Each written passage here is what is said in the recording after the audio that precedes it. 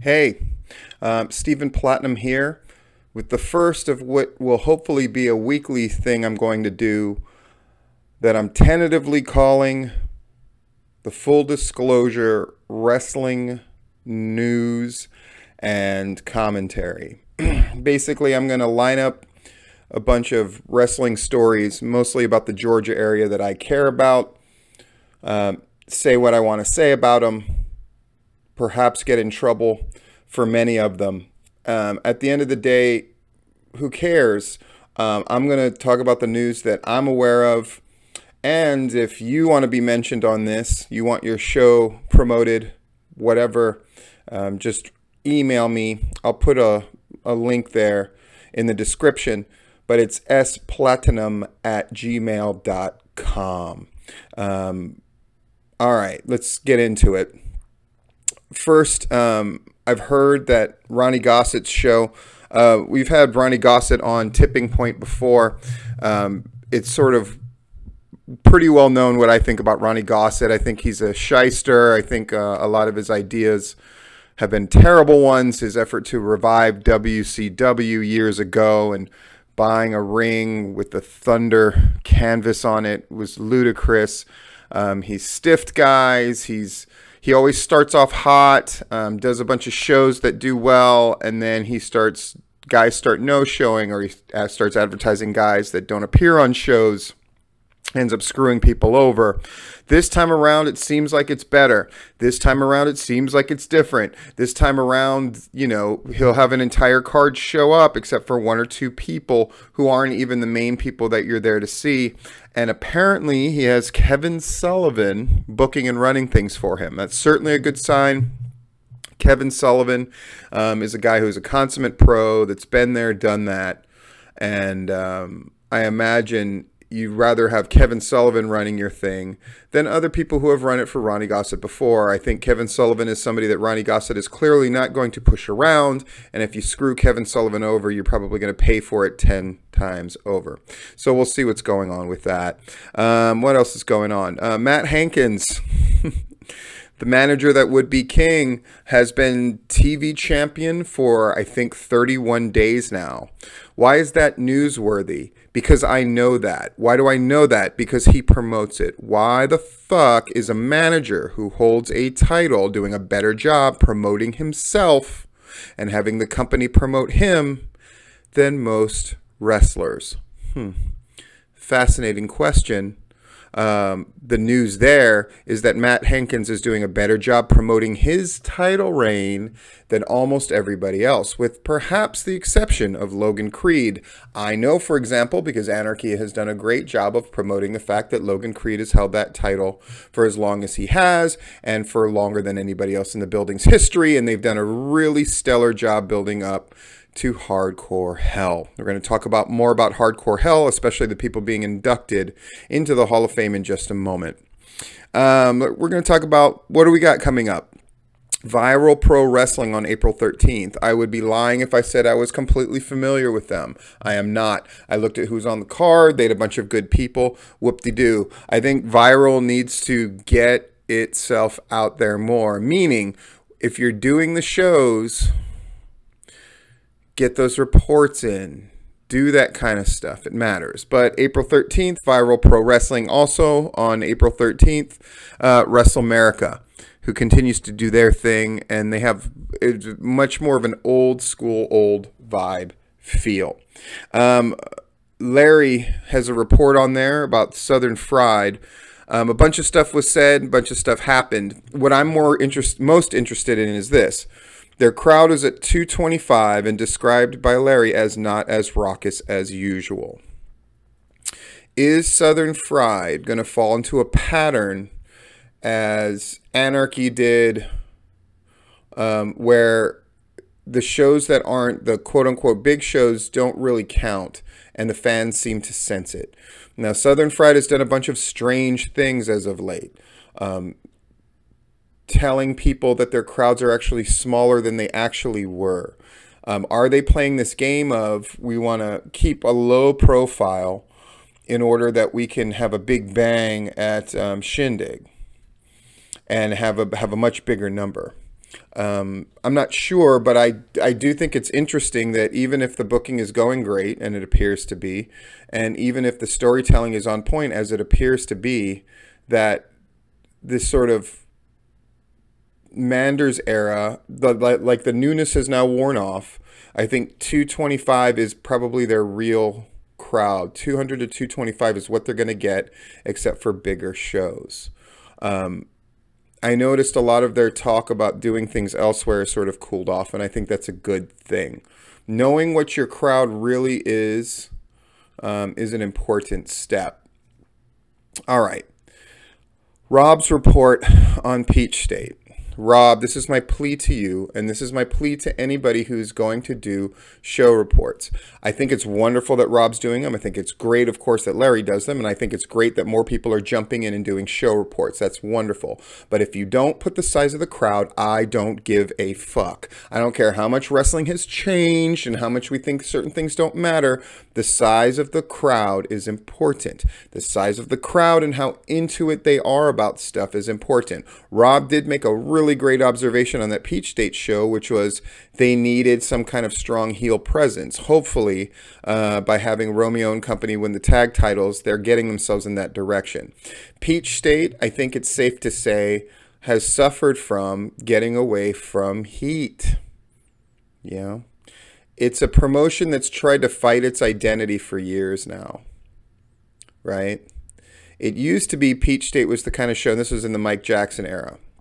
Mike Jackson would just literally push tickets nearby, but they had big crowds. It seemed like it was the same 8 people wrestling every show, but they always had a hot angle, right? Have they really had a hot angle lately? I guess they have, but they've also had, you know, main events where it was 2 baby faces wrestling each other for 30 minutes.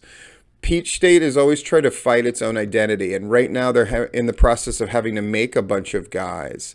They were clearly left in the lurch.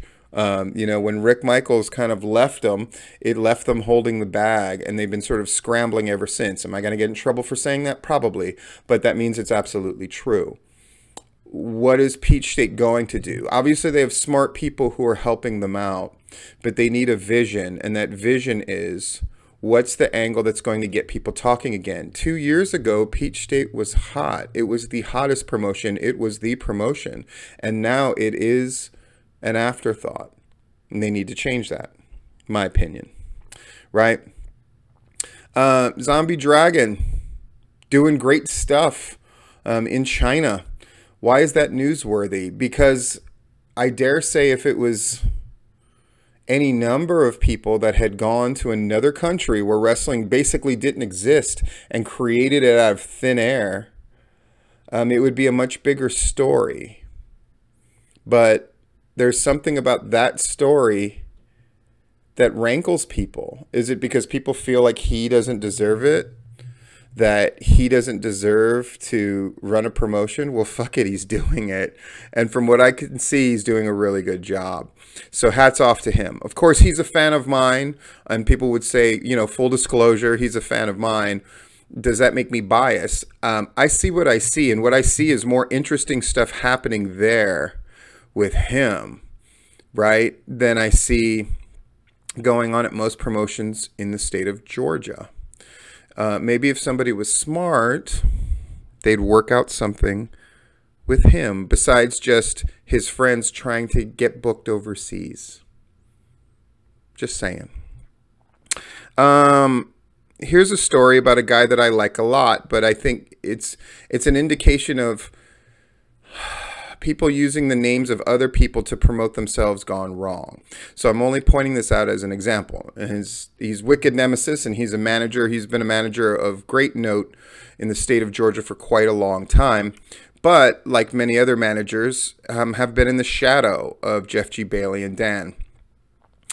So he put out a post that I thought was really interesting, where he said, you know, to all these other managers in this, I'm paraphrasing, to all the managers in the Southeast who are claiming to be the best, they go like, Dan is God and Jeff is a god. True, right? But I'm greater than either of them, or something to that effect. Which, I mean, Come on. I get that people are going to use Jeff's name and Dan's name where they're going to pay homage, and they're also going to use them to put themselves over, right? It's the same thing that wrestling people always do, is they pay homage, but it's really a way of sort of connecting themselves to the greatness and then trying to stand on the shoulder of giants. I mean, Wicked Nemesis at one point was in the conversation of the greatest manager in Georgia. And, you know, pardon my ignorance, but I don't really know the things that he's done lately. I just don't.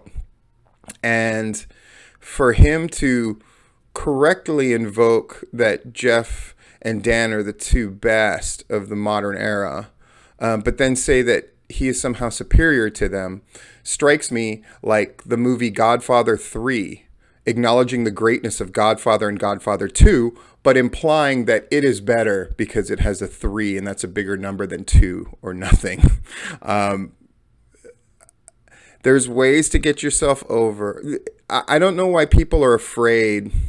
They always feel the need to appropriate something for their own self-interest, and it's not necessary. Sometimes it's okay to just say, you know, Jeff G and Dan are going to get this great thing where they're going to be honored as a Hall of Fame thing, and congratulations. I understand that people are supposed to promote themselves, but really just yelling that you're the best is not enough. You have to be able to point to a body of work. Zombie Dragon can point to any number of things that he's done, right? All those guys who are getting honored in the hall. Let's just segue into that story. So Jeff, Dan, Tank, and Iceberg are all going to be honored in the Hall of Fame. I've heard a rumor that they're going to do another person into that Hall of Fame. I hope that doesn't happen. I think that would be a disservice to the person that they're thinking of honoring by surprise. And I think it would be a disservice to Jeff, Dan, Tank, and Iceberg. Those are 4 great choices to go in. I wish I could go myself. In fact, something I'm going to do this week later on is I'm going to do, because if I was able to go, I would have very happily done the induction speech for Jeff G. Bailey, who, full disclosure, is a friend of mine. And I used to book all the time in PCW, of course. And I mean, what I consider my rivalry with him to be the you know, the best thing that I did in the last 3 years, honestly. Truly fun stuff. And I have a lot to say about Jeff, and I'm going to put the induction speech that I would have given online. I think it'll be a lot of fun. That reminds me, so Larry is going to do an induction speech for Tank and Iceberg, which is wonderful. But a lot of promotions recently have wanted Larry to get involved in their promotion. And I'm not going to make a comment on that either way, except to say that I think it's wonderful that people are acknowledging Larry and his importance. Because even as more and more people do show reports, and again, I cannot state enough, Rod and the rest of these guys who are doing show reports, or is it Rob? It's probably Rob. I don't know, Rob. As soon as you start putting the crowd sizes in your reports, I'll give a fuck about what your name really is.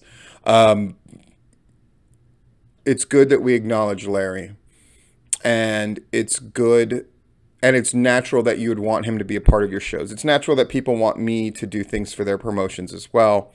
However, the position, more so Larry, of course. Larry has a journalistic integrity that I don't necessarily have, though I am privy to a lot of information. Wait till you hear my editorial at the end of this, by the way. Pretty big. But again, get your information to Larry, right? Don't be stupid. You know, the promotion that shall not be named, that's not going to submit their information to Georgia Wrestling History because we promote groups that don't have a promoter's license or whatever the fuck. Do you talk about that promotion? No, neither do I. How dumb is that? All right, my editorial. Against what I think, promoters in the state of Georgia are now rallying this thing of we're all in it together, we're all going to work together, we're not going to have petty feud shit, blah, blah, blah. Wonderful. All of that is wonderful when it benefits your promotion, right? Yes. But for any kind of cooperative measure, for anything where people are going to be truly unified, where they're really going to help each other out, what does that mean in real terms? Now, I've seen in the past promoters do things like, look, I put up the posters of these other shows. Isn't that great of me? No, it doesn't fucking mean anything. Why am I bringing all this up? So, May 3rd, Southern Honor, Gary Lamb's promotion. They're shooting for 1,000 people in the stands.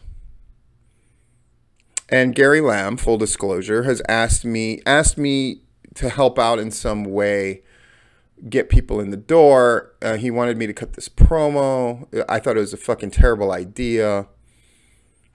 So I'm going to say this now to help. And it's because it's something I really believe. Which is, if all of these other promoters in Georgia and all of these wrestlers who are like, yeah, everybody needs to get along, the boys need to get along, and we all need to work together, then, okay, if that's what people are saying needs to happen, and wrestling fans in the state who are like, we want to support all the groups, right? Then does that mean, is everybody going to the May 3rd show? Because you should, right? WrestleMania happens way up on the East Coast, and people pick up and go. And I get it. Wrestlers want to get on the shows. They want to get on the shows that are surrounding WrestleMania. They just want to be a part of the mix. Yeah. I think the fact that it happened in New York helped that also. You know, Action was very proud, and rightfully so, that two of the guys that they book had a match representing their promotion up in New York. Are the promoters, are the boys, are the wrestling fans going to turn out for what is at the very least going to be the biggest show of the season in Georgia wrestling? Are all of the promoters, the boys, and the wrestling fans who talk so much about how we need to support indie wrestling, and it's such a great time in Georgia wrestling, and it's such a wonderful time, are they going to be there at Southern Honor? Or are they going to miss the show of the fucking season, which might end up being the show of the year? Hell, I shouldn't say this, but I'm going to say it anyway. Gary Lamb told me what the surprise is. And it's humongous. This is not hyperbole. This is not bullshit. This is me putting my name and reputation on the line. If you don't go to this show, you're missing out. I wish I could go to the show. Gary Lamb offered to fly me in. Gary Lamb offered to put me up in a hotel. My life is out here, and I'm working every single day. I'm not going to get into all that wham-wham bullshit, because it's not wham-wham bullshit. It's my real life. I work really hard. But where are you going to be on May 3rd? You know, I knew we were doing it right with Sacred Ground. When people would drop whatever show that they would normally do and to come do Sacred Ground, to come be in the Battle Royal at Sacred Ground, to just be there at Sacred Ground. That wasn't me reaching out and like, oh, all the promoters have to work together. That was just an acknowledgement of, fuck, PCW Sacred Ground is the damn show to be at. And it's the damn show you want to work. And it's the damn show that if you can't work, you just want to be a part of to support. So why in this day and age where people supposedly get along or want to get along, or hell, even want to be a rival, right? GPW wants to... he wants to start, Daryl Morris wants to start a fucking fight with everybody, then is he going to be there? Not to necessarily start shit, but just to see it. Or are people going to stay away like bitch-made cowards? Don't you want to see 1,000 people in a building? Because the Perks was the last show that did that, right? 1,000 people. But nobody really would go to see that show. I would. Right? Of course I would. Why wouldn't you want to see the big event that's happening unless you were jealous? And if you're staying at home, you know, crossing your fingers with a voodoo doll of Gary Lamb and you're sticking pins in its eye, hoping they don't get the 1,000, wouldn't you rather be there? Wouldn't you rather be a part of a big event? Isn't that what pro wrestling's all about? So this is my challenge, promoters, to the boys, to the wrestling fans. If you miss out on 1,000 people, if you miss out on the surprise that I've heard about, that I believe is going to happen, that's on you. I'm not getting paid to say this. I'm not going to be at the show. I can only say that, when's the last time there was something to get really excited about? Something that really was starting shit. Something that was really interesting to see. If you haven't seen Southern Honor, don't you owe it to yourself to go see the promotion that's kicking everybody else's ass right now? Instead of pretending it's not happening? I'm just saying. Anyway, if you have shows that you would like me to mention or promote, or any kind of newsworthy items, you can always get a hold of me, splatinum@gmail.com. And until then, I'll see you next week. I'll either do this Tuesday nights or Wednesday mornings, depending on what tipping point has happened. By the way, on the next tipping point, which is next Tuesday, apparently David Ali wants to redeem himself and come on the air. And you know what? I commend him for it. But do me a favor, David.